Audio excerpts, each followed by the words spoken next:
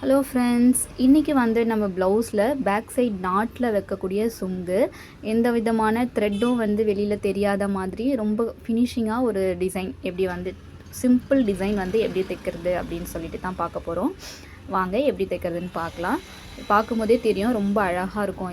இது வாங்க எப்படி தைக்கிறதுன்னு சொல்லிட்டு பார்க்கலாம். இதுக்கு ஃபஸ்ட்டு நமக்கு அந்த ப்ளவுஸில் இருக்கக்கூடிய அந்த பீஸ் வந்து எடுத்துக்கலாம். இது வந்து ஸ்கொயர் ஷேப்பில் இருக்கணும். இதில் வந்து பார்த்திங்க அப்படின்னா இது வந்து உள் சைடு, இது வந்து வெளி சைடு. இப்போ நம்ம ஃபஸ்ட்டு உள் பக்கம் இருக்கு இல்லையா, அந்த சைடு வந்து நம்ம அந்த ரோப் அந்த நாட்டு கயிறு இருக்கு இல்லையா, அதை வந்து ஒரு கார்னரில் வந்து வச்சுக்கலாம். இதில் மொத்தமாக 4 கார்னர் இருக்கும். அதில் ஒரு கார்னரில் அந்த ரோப்பை வச்சுட்டு அதை அப்படியே துணியை வந்து 2ஆக வந்து மடிச்சிக்கலாம். இப்போ நம்ம வந்து அந்த ரோப் எந்த இடத்துல வச்சுருக்கோமோ அங்கேருந்து நம்ம வந்து இப்போ தைச்சிட்டு வர போகிறோம்.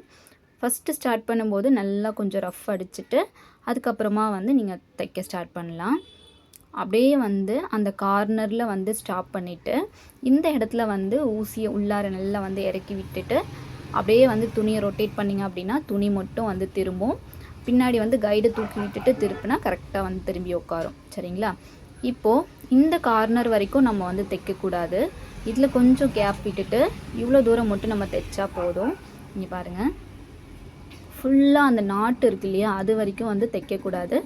கொஞ்சம் கேப் விட்டுட்டு அதோடு வந்து ஸ்டாப் பண்ணிக்கலாம். ஸ்டாப் பண்ணிவிட்டு இதுக்கப்புறம் வந்து இதை எப்படி வந்து நம்ம திருப்புறது அப்படின்னு சொல்லிட்டு நான் உங்களுக்கு காமிக்கிறேன். இந்த கார்னர் வந்து இந்த பக்கமாக வந்து வெளியில் வரக்கூடாது. சரிங்களா? இப்போ நான் வந்து எப்படி திருப்புறதுன்னு காமிக்கிறேன் பாருங்கள். இப்போது இந்த கொஞ்சம் கேப் விட்டுருக்கோம் இல்லையா, அந்த கேப் வழியாக நம்ம கொஞ்சம் கொஞ்சமாக வந்து அந்த துணியை வெளியே எடுத்துகிட்டு வரணும். இந்த கார்னர் இருக்கு இல்லையா, அதாவது நாட் வந்து தைக்காத இடம், அந்த கார்னரை வந்து நம்ம ஃபஸ்ட்டு வெளியில் எடுக்கணும்.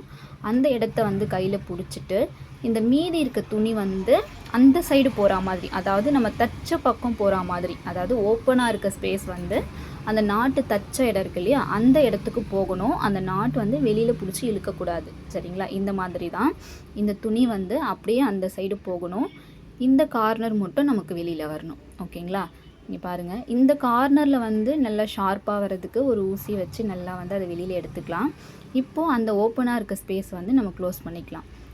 சேர்த்து அந்த நாட்டும் அதில் வந்து உள்ளே தைக்கணும், அதுவும் அந்த மேலே இருக்க துணியும் சேர்த்து வந்து நம்ம தைச்சிக்கணும். தைச்சிட்டு நம்ம எக்ஸ்ட்ரா இருக்க த்ரெட்டை வந்து இந்த மாதிரி கட் பண்ணிக்கலாம். கட் பண்ணிவிட்டு இப்போ வந்து பார்த்திங்க அப்படின்னா நம்ம அந்த நாட்டு இருக்கு இல்லையா, அதை பிடிச்சி வந்து வெளியே எடுத்துக்கலாம்.